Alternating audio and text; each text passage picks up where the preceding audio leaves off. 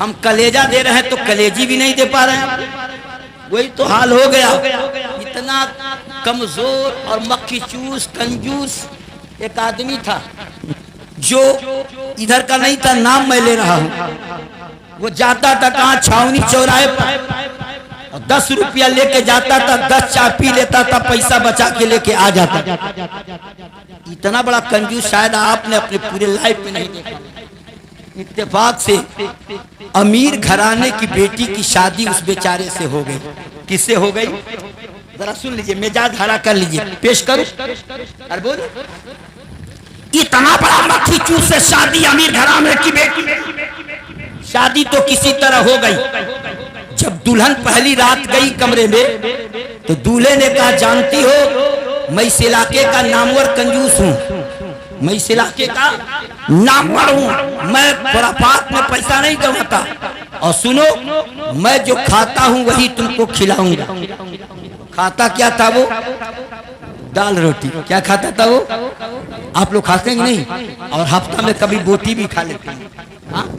या हफ्ता में 2-3 मरतबा, और किसी की बीवी जरा टाइट हो तो 4 मरतबा, और ज्यादा टाइट हो तो रोजाना। लाइए कहीं से खिलाइए। मैं अमीर घराने की हूं, लेकिन मेरे मिल्लत के नौजवानों वही इतना बड़ा कंजूस कि रोजाना खाता था दाल रोटी। अपने बीवी से कहा, शरीके हयात ने कहा, ऐसा शौहर किसको नसीब हो, ऐसा पति किसको नसीब हो जो खाता है वो खिलाएगा। वो क्या जानती थी कि कभी ये गोश्त नहीं खिलाएगा। वो रोजाना दाल रोटी, रोजाना दाल रोटी, रोजाना दाल रोटी। वो आधा खाती थी आधा बहाती थी, आधा खाती थी आधा बहाती थी। 1 दिन नहीं, 2 दिन नहीं, 1 महीना हो गया। वो सूख करके बिल्कुल लकड़ी की तरह हो गई। खून का जमाना नहीं था, अल्हम्दुलिल्लाह, खून का जमाना नहीं, वायरस का जमाना नहीं, वायरलेस का जमाना नहीं कि कह दे अपने भाइयों से और आवाज लगा दे अपने भाइयों से। वो घर से निकल करके मैके चली। जब मैके गई तो 4 भाई हाथी से कम नहीं थे। अब ये मत समझिएगा कि जिसकी जिंदगी सलामत वो हाथी है। हाथी से मुराद बहुत ताकतवर थे। चारों भाई बड़ी ताकतवर, दौलत में भी, ताकत में भी, शोहरत में भी। चारों भाइयों ने जब अपनी बहन को देखा तो आंखों में आंसू आ गए। मेरी बहन जब बीमार थी तो तू बताई क्यों नहीं, जब बीमार थी तो संदेश भेजवाई क्यों नहीं? तो बहन ने कहा, भैया अगर तबीयत खराब हो तो संदेश दे दूं, तबीयत खराब नहीं, हमारी किस्मत खराब। तबीयत खराब नहीं हमारी, सब लोग बोले तबीयत खराब नहीं हमारी, किस्मत खराब है। क्या हुआ? क्या इतने बड़े कंजूस से हमारी शादी तुम लोगों ने करा दी कि रोजाना खाता है दाल रोटी, कभी नहीं खिलाता रोटी, रोजाना खाता है दाल रोटी, रोजाना खिलाता है दाल रोटी। अब मैं खाती, एक दिन खाई, उसके बाद ठीक नहीं लगा तो किनारे करती रही। जब नहीं खाऊंगी तो बदन गलेगा ही, नहीं खाऊंगी तो नसें दबेगी ही, नहीं खाऊंगा तो बॉडी तो बनने वाली नहीं है, जिसमें तवाना होने वाला नहीं है। इसलिए भैया बड़ा कंजूस है। बहन की बात सुन करके चारों भाइयों के आंखों में आंसू उतर गए। कहा, बहन मत घबरा, इंतजाम आज ही हो। इंतजाम, अरे बोलिए, इंतजाम आज ही होगा। कहा, जिस पैर से चल के आई है इसी पैर से फिर ससुराल जाना होगा। कहा, भैया 2-4 दिन नहीं, 1 महीना अपने घर पे रख लो, 1 साल रख लो, खिला पिला करके ठीक करना, तब जाकर के ससुराल भेजना। मगर भाइयों ने कहा, नहीं नहीं, खिलाएंगे पिलाएंगे तो काम बनेगा नहीं, इसी पैर से तुम्हें फिर विदा हम कर देंगे। कहा, भैया तो मसला कैसे हल होगा? कहा कि सिर्फ 1 रात में हल। चारों भाई हाथी से कब नहीं गए मार्केट, और मार्केट जाने के बाद 20 मीटर कपड़ा लाए। कितना? 20 मीटर कौन पहनता है मालूम है? 20 मीटर का कपड़ा किसको दिया जाता? या अल्लाह, आप लोग हैं कहाँ? यही है ना?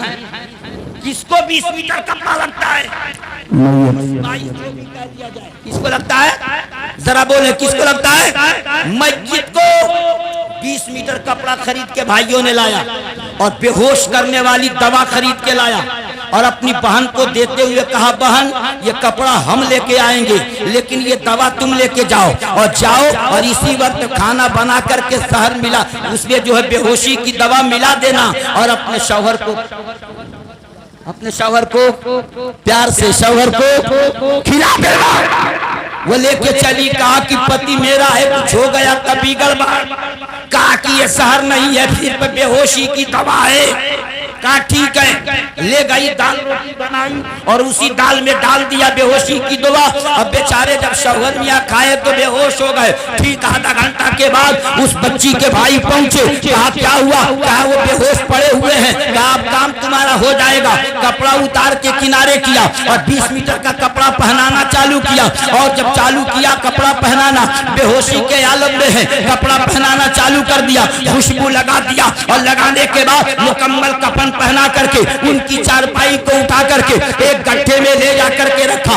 गड्ढा खोदा जिसे कब्र कह लिया जाए और गड्ढा खोद के उसी में अपने बहनोई को भाइयों ने गिरा दिया और गिरा करके ऊपर से खूब मोटा तगड़ा चादर लपेट करके आमामा बांधा और पगड़ी बांध करके चारों तरफ काला काला ड्रेस पहन करके चारों भाई खड़े हो गए। एक भाई ने कहा, जैसे ही तगड़ी आवाज में बोला तो उसे होश आ गया। होश आया तो देखा कब्र में और काला ड्रेस देखा, पसीना छूट गया। कहा तुम लोग हो कौन? माज़अल्लाह एक ने कहा हम ही हैं हिसाब लेने वाले। प्यार से बोलिए क्या है हम? हिसाब लेने वाले।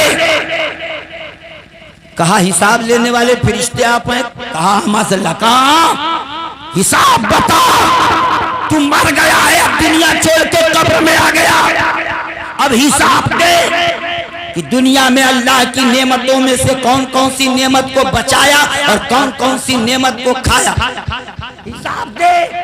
तो उसने कहा कि पहले तो खाया भी है बचाया भी है। उन्होंने कहा बोल गोश्त रोटी खाया कि नहीं? अल्लाह की नेमतों में से गोश्त रोटी खाया कि नहीं? कहा नहीं। कहा लगाओ 50 कोड़ा। दूसरा भाई कोड़ा लेके तैनात था।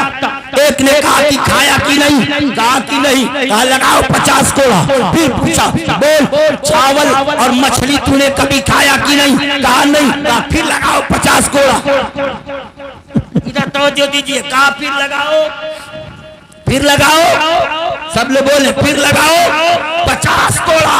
100 कोड़ा लगा, काम तमाम हो गया। फिर बेहोशी वाली दवा से ज्यादा ये कोड़ा काम कर गया। फिर 100 कोड़ा जिस पे लग जाए वैसे ही बेहोश हो गया।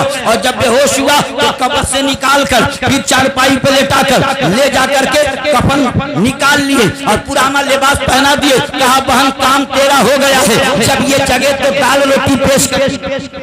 अब हम जा रहे हैं, जब ये जगह बेदार हो नींद से तो दाल रोटी पेश कर देना। अब बेचारा 100 कोड़ा मार खाया था, अभी नींद से बेदार नहीं हुआ। 9 बज रहा है, अभी तक जगा नहीं। 10 बज गया, अभी तक जगा नहीं। 11 की सुई 11 पे पहुंच गई, घड़ी की सुई मगर जगा नहीं। बीवी ने दाल रोटी बना करके बहुत पहले से इंतजार में थी, मगर देखा कि 11 की घंटी लग गई, अभी मेरे पति बेदार न हुए तो गई और जगाने लगी। इधर जगा रही है तो उधर नींद आ रही है, इधर से इधर कर रही है तो नींद जोड़ करके जगाया। जब नींद से बेदार हुआ तो कहा क्या बात है? कहा चलिए कब तक सोए रहेंगे? कहा क्या हुआ? चलिए नाश्ता बना के रखी हूँ। कहा क्या बना के रखी हो? कहा दाल रोटी। कहा मत खिलाओ, कब्र में बहुत तगड़ा हिसाब हो रहा है, अब नहीं बनेगा दाल रोटी, अब रोजाना खाएंगे रोटी रोटी, अब रोजाना खाएंगे गोश्त रोटी। बहुत कस के हिसाब ले रहे थे फरिश्ते। गोश्त जो नहीं खाता उसका हिसाब कस। इसलिए अपने खाते हो, दोस्तों को खिलाते हो पार्टी करके। 2 किलो यहाँ बन रहा है, 2 किलो वहां बन रहा है, 2 किलो वहां बन रहा है, और माँ बेचारी तरस रही है कि कभी तो घर बनता। इसलिए जो खाओ अपने माँ बाप को भी खिलाओ और जो खाओ वो अपने अहलो अयाल को भी खिलाओ। जो पहनो वो अपने अहल को भी पहनाओ। अपने पहनते हो नीलम और उनको टेलीकाट और सूती के कपड़े पहनाने वाले, याद रखो जितना कीमती लिबास तुम्हारे बदन पे है उतना ही कीमती लिबास उन औरतों के बदन पे होना चाहिए। ये है रस्सी से रसूल, ये है मुस्तफा का कानून जो अपने लिए पसंद करते हो अपने बच्चों के लिए।